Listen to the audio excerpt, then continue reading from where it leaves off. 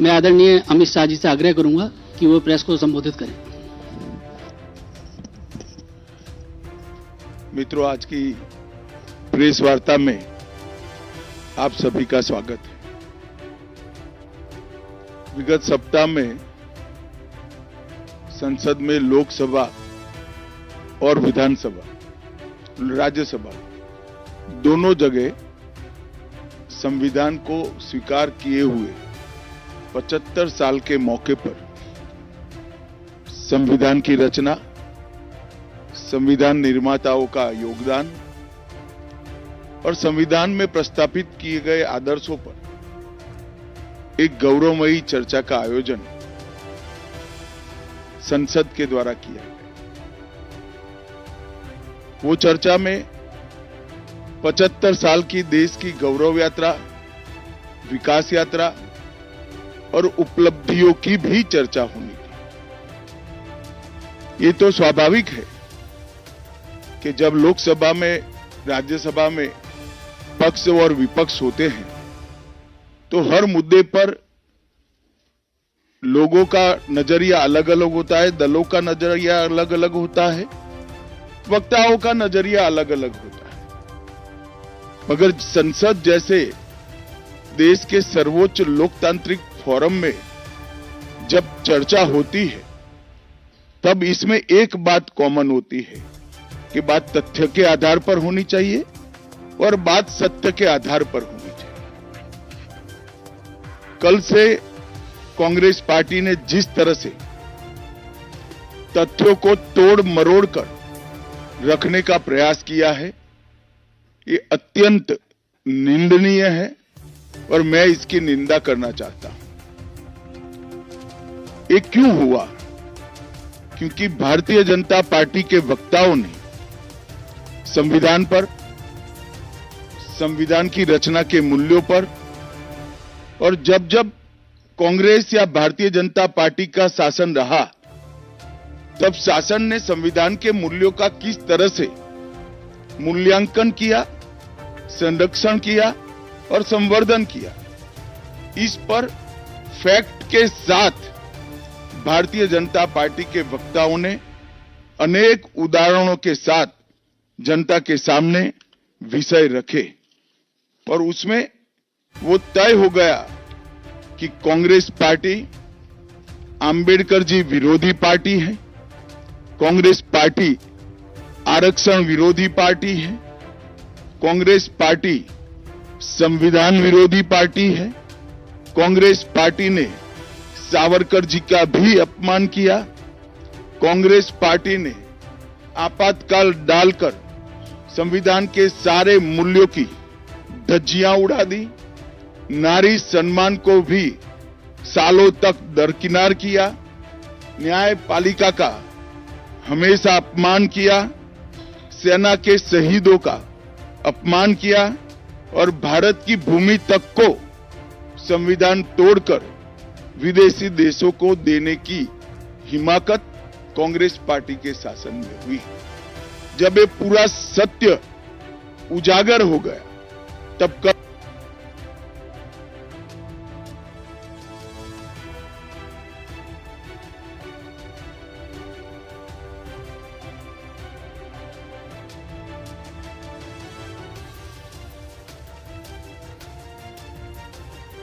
से कांग्रेस पार्टी ने फिर एक बार अपनी पुरानी पद्धति को आजमाते हुए बातों को तोड़ मरोड़ कर और सत्य को असत्य के कपड़े पहनाकर समाज में भ्रांति फैलाने का एक कुत्सित प्रयास किया है।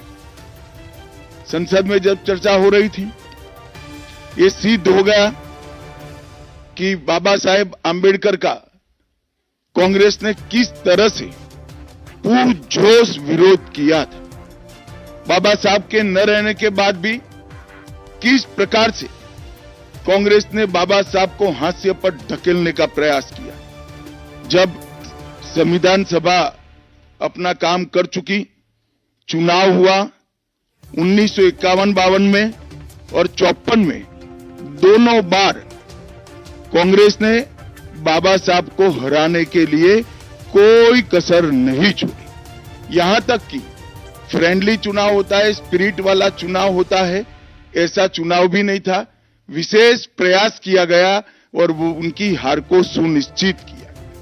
जहां तक भारत रत्न देने का सवाल है, कांग्रेस के नेताओं ने कई बार खुद ही अपने आप को भारत रत्न दिए हैं।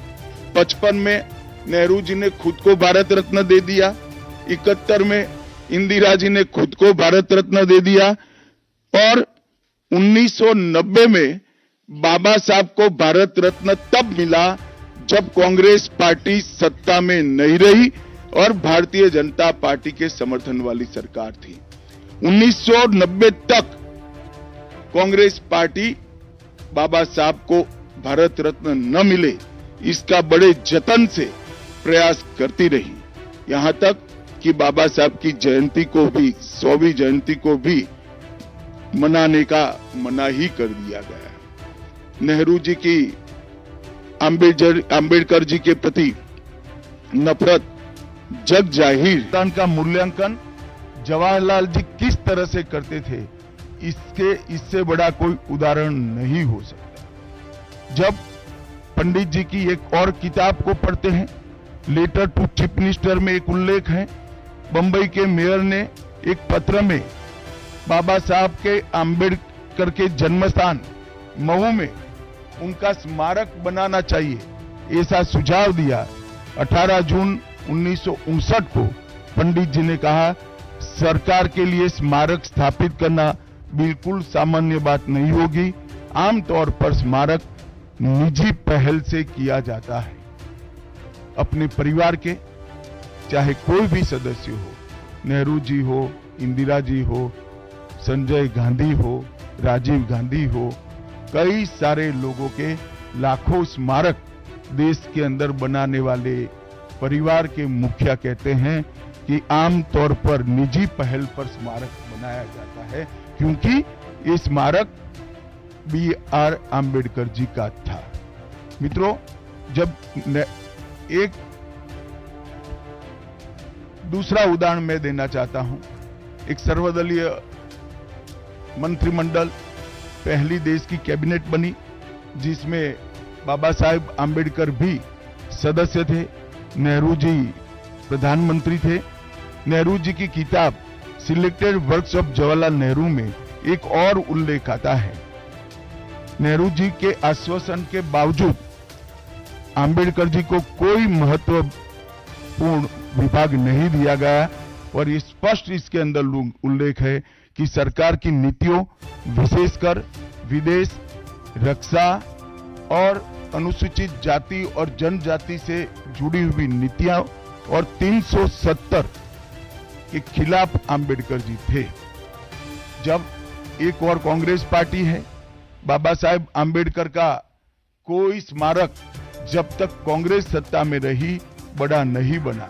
जहां जहां विपक्ष की सरकारें आती गई, स्मारक बनते गए। भारतीय जनता पार्टी की सरकारों ने और नरेंद्र मोदी जी की सरकार ने बाबा साहब के जीवन के संबंधित पंच तीर्थ का विकास किया। मध्य प्रदेश में महू, लंदन में वो स्थान जहां बाबा साहब पढ़ते थे, नागपुर में दीक्षा भूमि, दिल्ली में महापरिनिर्वाण स्थान और महाराष्ट्र के मुंबई में स्थित चैत्य भूमि का विकास करने का काम भारतीय जनता पार्टी की सरकारों ने किया। 19 नवंबर 2015 को नरेंद्र मोदी जी ने आम्बेडकर जी के सम्मान में 26 नवंबर को संविधान दिन घोषित किया। डॉक्टर आम्बेडकर इंटरनेशनल सेंटर की स्थापना भी की।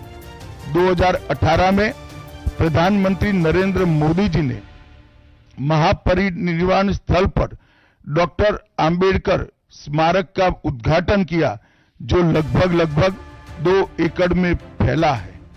मित्रों, मैं आज जब आप सबके सामने उपस्थित हुआ हूं, तब राज्यसभा में मेरे बयान को तोड़ मरोड़ कर पेश किया गया। मेरा मीडिया के सभी मित्रों से आग्रह, कांग्रेस ने सार्वजनिक जीवन में जो पद्धति की है कि बयानों को तोड़ मरोड़ कर पेश करना, हो हल्ला मचाना और भ्रांति खड़ी करना। पहले उन्होंने नरेंद्र मोदी जी के भी एडिटेड बयानों को सार्वजनिक किया।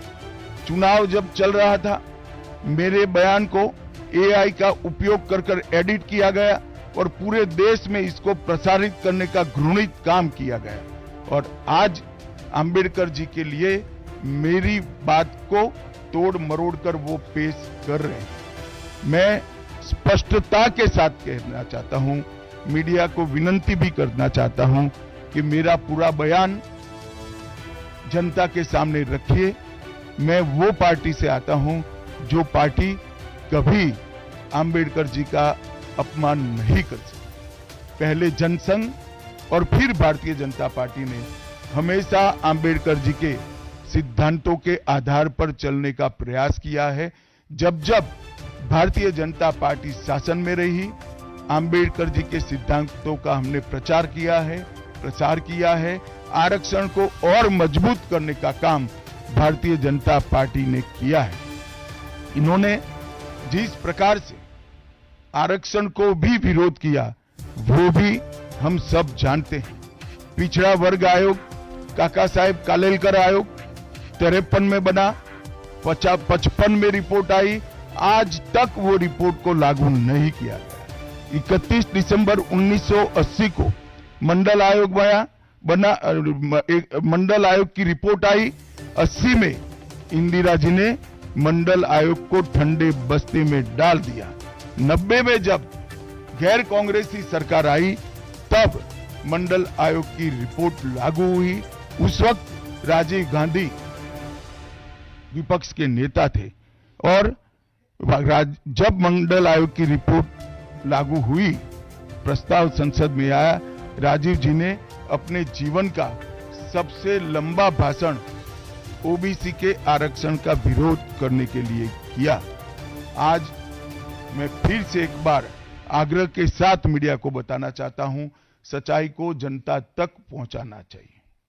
मेरी पूरी बात बहुत स्पष्टता के साथ, कोई कंफ्यूजन के बगैर राज्यसभा के रिकॉर्ड पर है। आज भारतीय जनता पार्टी के सैकड़ों कार्यकर्ताओं ने ट्वीट कर भी इस सत्य को लोगों के बीच में पहुंचाया है। और जिन्होंने जीवन भर बाबा साहेब का अपमान किया, जिन्होंने जीवन भर बाबा साहब के सिद्धांतों को दरकिनार किया, जिन्होंने जब तक सत्ता में रहे बाबा साहब को भारत रत्न मिलने नहीं दिया, जिन्होंने जब तक सत्ता पर रहे आरक्षण के सिद्धांतों की धज्जियां उड़ाई, वो लोग आज बाबा साहेब आंबेडकर के नाम पे भ्रांति फैलाना चाहते हैं। मैं कांग्रेस के अध्यक्ष खड़गे जी को भी कहना चाहता हूं, खड़गे साहब, आपका तो कम से कम दायित्व तो बनता है, क्योंकि आप उस वर्ग से आते हो जो वर्ग के लिए बाबा साहब आंबेडकर जी ने पूरा जीवन समर्पित किया। आपने कम से कम कांग्रेस के एक कुत्सित प्रयास में सपोर्ट नहीं करना चाहिए था। मुझे बड़ा दुख है कि आप भी राहुल गांधी जी के दबाव में इसके अंदर शामिल हुए हैं। मित्रों, आज जब हम सब यहां बैठे हैं, मैं फिर से एक बार कहना चाहता हूं, कांग्रेस के पास इस संविधान के ऊपर की चर्चा में बाबा साहेब आंबेडकर विरोधी कांग्रेस है, इसका कोई जवाब नहीं बचा। संविधान विरोधी कांग्रेस है, इसका कोई जवाब नहीं बचा। कांग्रेस आरक्षण विरोधी है, इसका कोई जवाब नहीं बचा। कांग्रेस सावरकर विरोधी है, इसका भी कोई जवाब नहीं बचा। कांग्रेस ओबीसी विरोधी है, उसका भी कोई जवाब नहीं बचा।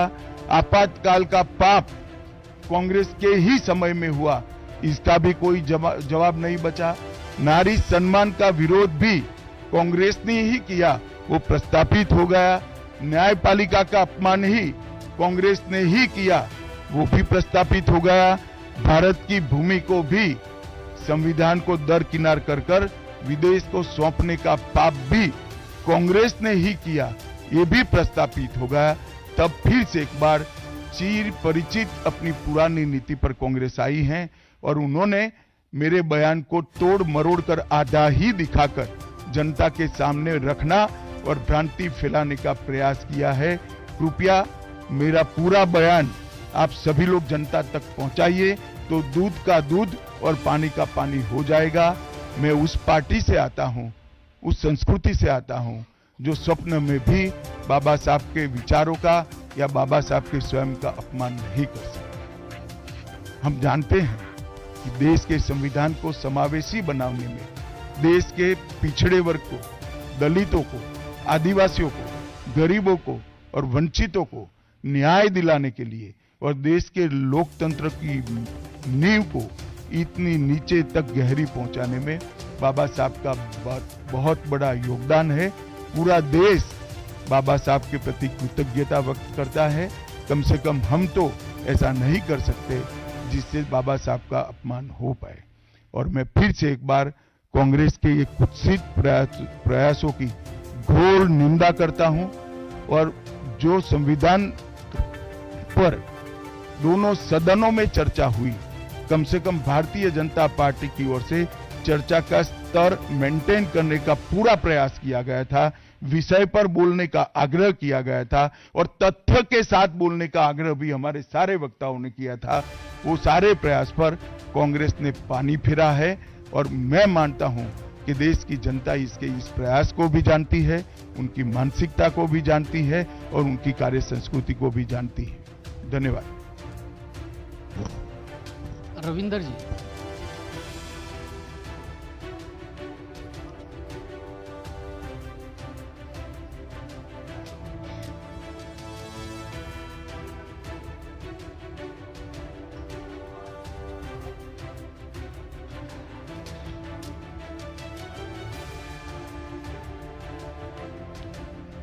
देखिए, मैं पार्लियामेंट के बारे में बाहर जवाब नहीं दे सकता, परंतु मैं इतना जरूर कह सकता हूं कि इसके सारे legal option Bharatiya Janata party तरासेगी। Parliament के अंदर और पार्लियामेंट के बाहर क्या लीगल एक्शन हो सकते हैं, वो सारी संभावनाओं को तराशकर भारतीय जनता पार्टी निर्णय करेगी। आनंद पांडे जी।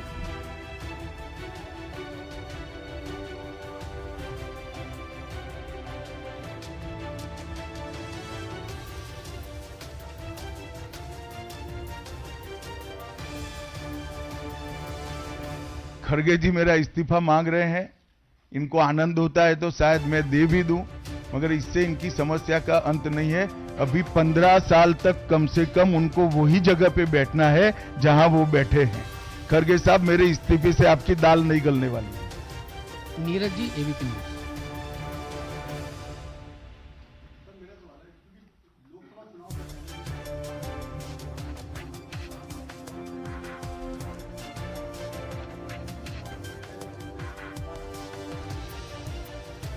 नीरज जी, आप भूल रहे हैं बीच में हरियाणा और महाराष्ट्र का चुनाव हो गया है और उन्होंने लहराया हुआ संविधान अंदर से कोरा था।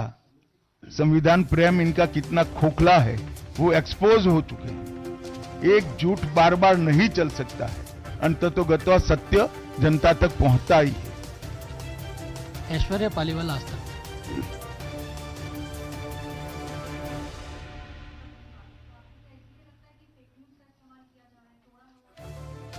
नहीं, सिर्फ मुझ पर नहीं, कई बार प्रधानमंत्री जी के लिए भी इस प्रकार के प्रयास किए, चुनाव के वक्त मेरे लिए भी किया था, फिर से एक बार कर रहे हैं।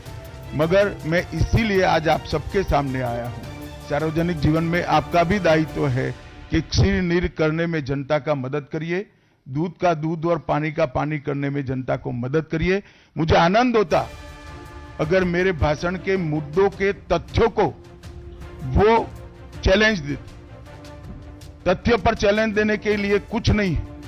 मैंने भाषण का एक एक शब्द तथ्यात्मक है और इतिहास से गर्भ से बाहर आया हुआ है, इसलिए वो इस प्रकार से मेरे भाषण को एडिट कर कर इसको गलत अर्थ निकालकर इस प्रकार का प्रयास है। शैलेंद्र जी।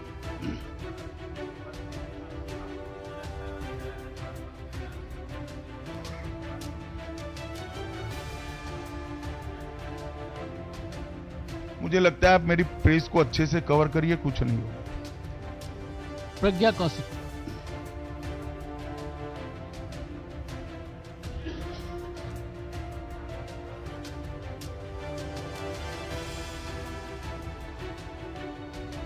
उनका इंटेंशन क्या है इसके डिटेल में मैं जाना नहीं चाहता, परंतु मैं इतना जानता हूं कि अब कांग्रेस को जनता जान गई है।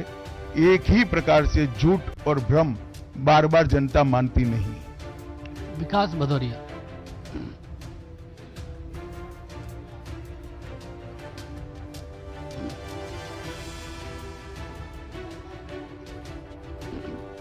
भाई, आपका सवाल गलत जगह पे है। कांग्रेस कार्यालय में पूछने का सवाल है। मुझे क्यों पूछ रहे हो? यतेंद्र जी, यतेंद्र।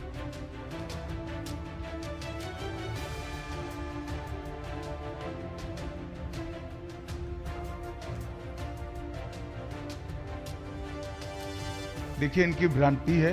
प्रधानमंत्री सत्य के फेवर में बोले। मोहित भट्ट।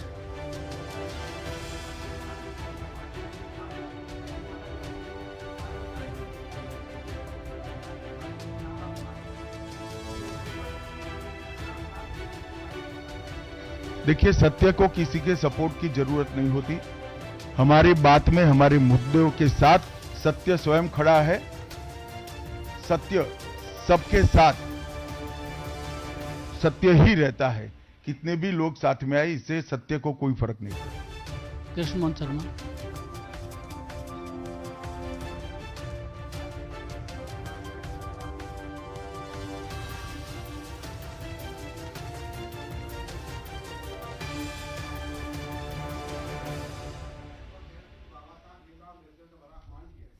चलो, कम से कम मेरे कारण अरविंद केजरीवाल जी संविधान का और बाबा साहब का सम्मान करने लगे, वो आनंद का विषय। संजय जी।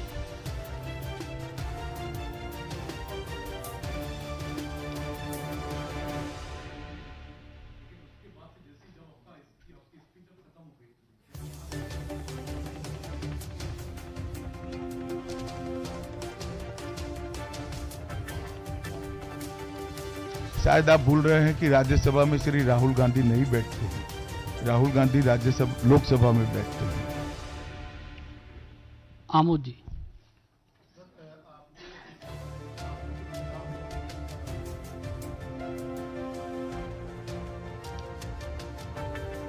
मुझे क्या मालूम, हो तो स्पीकर साहब ने तय करना पड़ेगा। सभापति जी तय कर।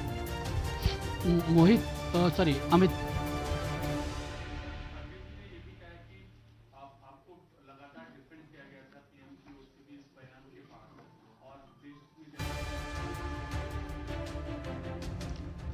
मुझे लगता है कि खड़गे जी ने आत्मनिरीक्षण करने की जरूरत है।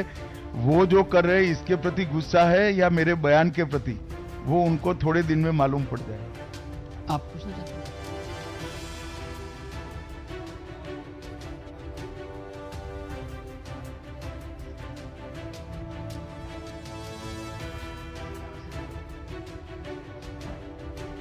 नहीं, बीजेपी को टारगेट कर रहे हैं वो सही है, क्योंकि जनता के फैसले लगातार बीजेपी के पक्ष में आ रहे हैं। इसका उनके पास ना कोई काट है ना कोई तोड़ है। इसलिए जनता के फैसले के बाद ईवीएम पर सवाल उठाते हैं। जनता के फैसले के बाद खुशफहमी में रहते हैं कि हारने के बाद भी कि हम जीते हैं, और जनता के फैसले के बाद भी फिर से एक बार भ्रांति फैलाने का प्रयास करते हैं। परंतु जनता सब जानती है। अंतिम सवाल रविकांत।